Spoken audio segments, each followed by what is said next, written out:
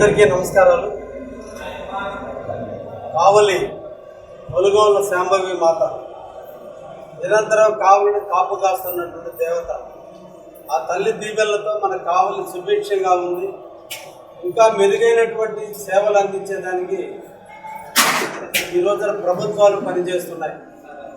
అందులో భాగంగా కలుగోల మాత శాంభవి దేవాలయానికి సంబంధించినటువంటి భక్తులందరూ కోరికల మేరకు ఆనపగుట్ట నుంచి వచ్చేటువంటి పంటకాలకు సంబంధించినటువంటి డ్రైనేజీ వ్యవస్థ వల్ల ఇక్కడ టెంపుల్కి కొంత ఇబ్బందులుగా ఉందని చెప్పిన మీదట ఈ రోజున 50 లక్షల రూపాయలతో ఆ కాలువ మీద ఈరోజు బ్రిడ్జిని ఏర్పాటు చేసి భక్తుల సౌకర్యార్థం, భక్తులకు ఎటువంటి లోపాలు లేకుండా ఉండడం కొరకు ఆహ్లాదమైనటువంటి వాతావరణంలో మనసు ప్రశాంతతకు గుడికి వచ్చేటువంటి భక్తుల యొక్క మనోభావాలకి అభీష్టంగా ఈ రోజున పంటకాలపై బ్రిడ్జిని నిర్మాణం చేస్తున్నాం.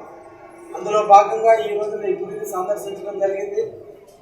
అతి తొందరలో దాని కాంపౌండ్ వాళ్ళు కట్టి ఆగమ శాస్త్రం ప్రకారం దేవుడి దర్శనానికి వచ్చేటువంటి భక్తులు అందరూ కూడా దేవత యొక్క చూపులు వాళ్ళ శరీరాల మీద పడే విధంగా, సింహద్వారంలో నుంచి ప్రవేశించే విధంగా, వెళ్ళేటప్పుడు కూడా సింహద్వారం నుంచి వెళ్ళిపోయే విధంగా ప్రహరీ గోడలు నిర్మించడానికి ముందుకు వచ్చినటువంటి ఈ దేవస్థాన అభివృద్ధి కమిటీలు అందరినీ కూడా పేరు పేరున అభినందిస్తూ ఆ తల్లి దీవెనలు ఈ కావలి పట్టణంతో పాటు ఈ కమిటీ వారందరూ కూడా ఉండాలని మనసారా కోరుకుంటూ, అదేవిధంగా ప్రతి సంవత్సరం ఉన్నటువంటి ఆనవాయితీ ప్రకారం శ్రావణ శుక్రవారం నాడు వరలక్ష్మీదేవి యొక్క వ్రతాన్ని ఆచరించడం సనాతన ధర్మంలో హిందువుల యొక్క పాటించేటువంటి ఒక గొప్ప సాంప్రదాయం.